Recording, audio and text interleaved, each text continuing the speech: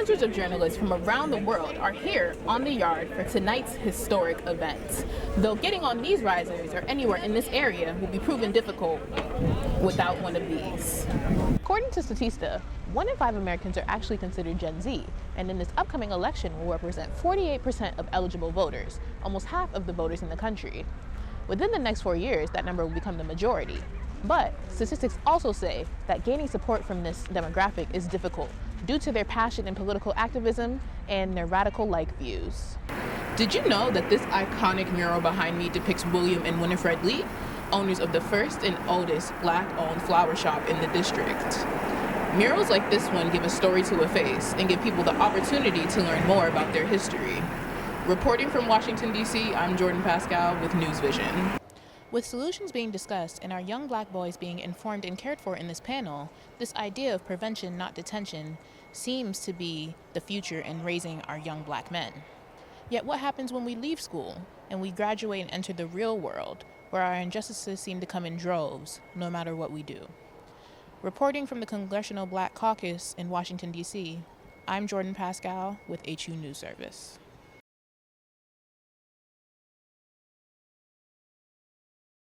It's the night of the 2024 presidential election, and while the university bustles with energy, it comes from members of the media rather than its student body.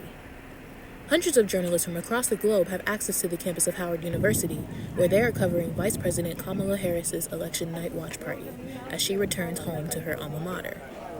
As these journalists work to be the eyes and the ears for millions of citizens across the country, they have to go through multiple screenings and security measures in order to cover this monumental night. Hundreds of journalists from around the world are here on the yard for tonight's historic event.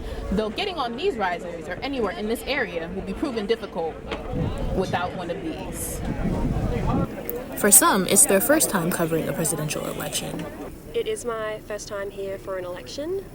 I've also never been in DC full stop. We are here with a group of about 30, and I think a lot of us are really interested to see how the community is getting prepared. It's been really interesting to hear people's perspectives and what they think might happen and who they think might win. And for others, it's a return back home, with some members presenting as fellow Howard alum. Well, it's really full circle. I came into Howard with Kamala, 1982. 1982 was also the first year I voted. So it's a real big thing for me to come back here on campus, on the yard, where I spent so much time. Reporting from Howard University's campus, I'm Jordan Pascal with HU News Vision. DC's Mayor for Life, Marion Barry Jr. was dedicated with a mural unveiling this past Saturday, honoring his legacy on the 10th anniversary of his passing.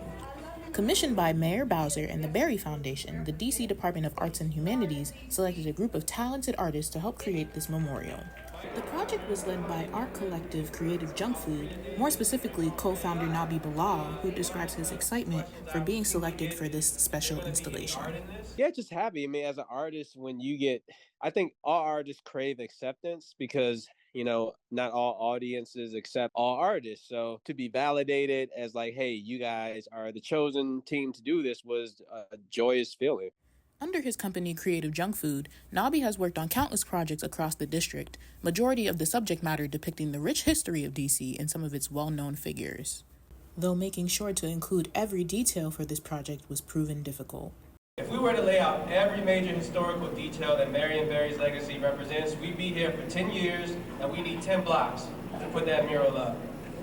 It is nearly impossible to fit the history of that man in one single image, let alone 3 panels. Because there have been 3 paintings that hung where we currently have our murals hanging. And so they were thinking, okay, triptych mural will do that. Plus thinking about the entire lobby space and how that might also speak to the artwork was seemingly like the best way to commemorate Mayor Barry in that lobby space.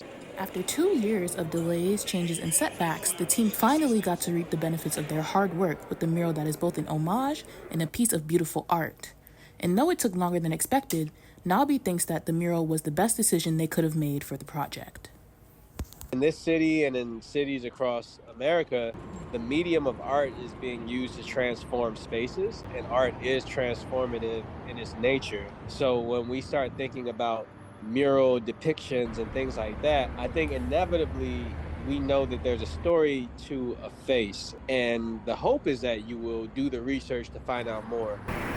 Did you know that this iconic mural behind me depicts William and Winifred Lee, owners of the first and oldest Black-owned flower shop in the district? Murals like this one give a story to a face and give people the opportunity to learn more about their history. Reporting from Washington, D.C., I'm Jordan Pascal with News Vision.